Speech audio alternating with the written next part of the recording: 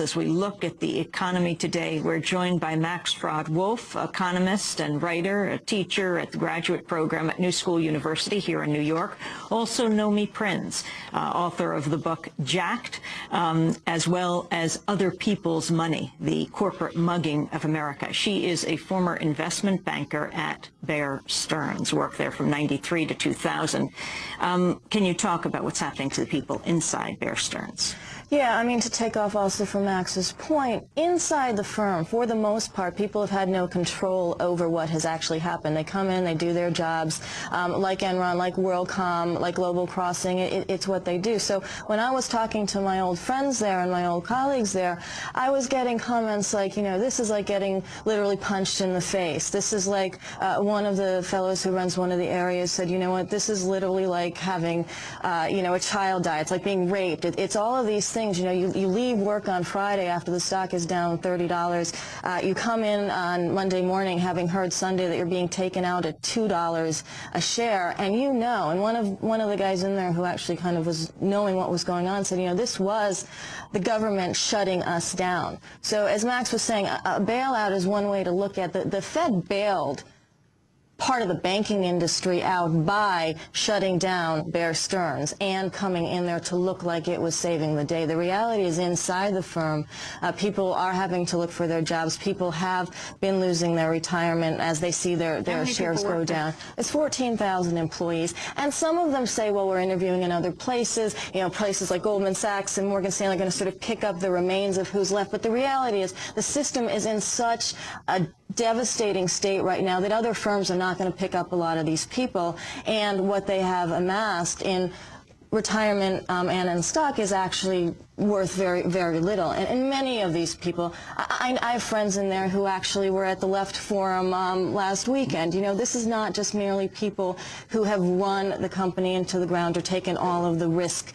These are people who go into work every day and really are looking at the fact that something happened around them that they have to deal with, much as with lots of other corporate failures. And what's the, looking down, down the road, what's the potential expansion of this crisis? Because other financial institutions have been talked about of having similar problems, having huge exposures on these CDOs. What's your sense of what's going to happen in the future? The CDO market is a $2 trillion market.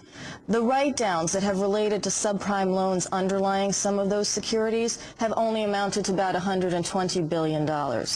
So when you look at the differentiation between what's valued and what's out there, you're talking about a lot of potential catastrophe to come. And again, no discussion of what happened at the source to deregulate the market such that these things could be created. So there is a lot of downside. And the fact is the banking system itself, through its own steps and with a lack of regulation, has leveraged itself beyond its capacity to take that risk. Max Wolf, what's going to happen? What should happen? I think it's always tough to know exactly what's going to happen. The way I like to do this in other lectures or my classes is to make the following point. There's an epidemiology to this, and the discussion so far reminds me of the AIDS as Gades discussion, where we pathologize early victims as deviants who get some just punishment and pretend that it's not a sort of pathogen entering a population where the sickest and most vulnerable fall first. The sickest and most vulnerable people in the U.S. money game are highly indebted low-income consumers who tend to get subprime loans. In the mainstream journalist discussion, it sounds like they're subprime people, like they're born subprime in a special incubator with some kind of deformity. In fact, that's a FICO credit score, and the poorest people get hit first and hardest by every economic disruption, because poverty means vulnerability in a market economy. So what we've seen in the beginning of a turndown of a long boom, a boom that really began in the early 80s, is the weakest and most vulnerable, with the most debt and the least income, the subprime crowd, got slammed first, and then it sort of moves through the population as Gades becomes AIDS, becomes recognized. And so I think we're in the early innings of this, maybe a third of the way through, a half if we're lucky. Now that doesn't mean that the pain will continue to be so localized in finance. It's already spilling out into the U.S. macroeconomy. It is already an international phenomenon, and it's heavily falling into retail. I expect severe difficulties in retail soon, and I expect greater difficulties in housing markets, because actually, although it gets less press than I think it deserves, already 40+% of delinquencies and default issue notices are moving out of the strict subprime market into what's called Alt-A, Alt-B, and then prime.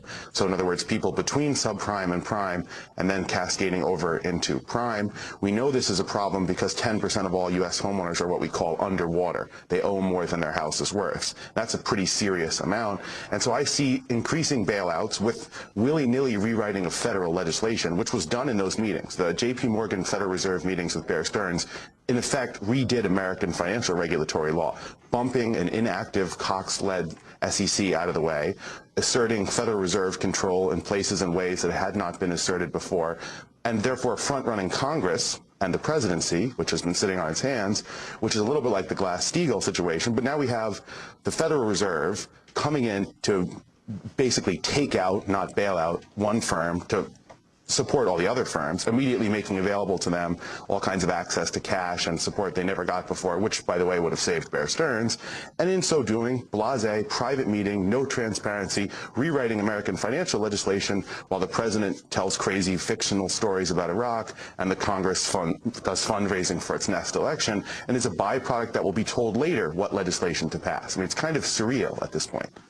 I want to thank you both very much for being with us. Max Fraud-Wolf, economist, writer, teaches at the New School University here in New York, writes for The Independent and Huffington Post and Asia Times.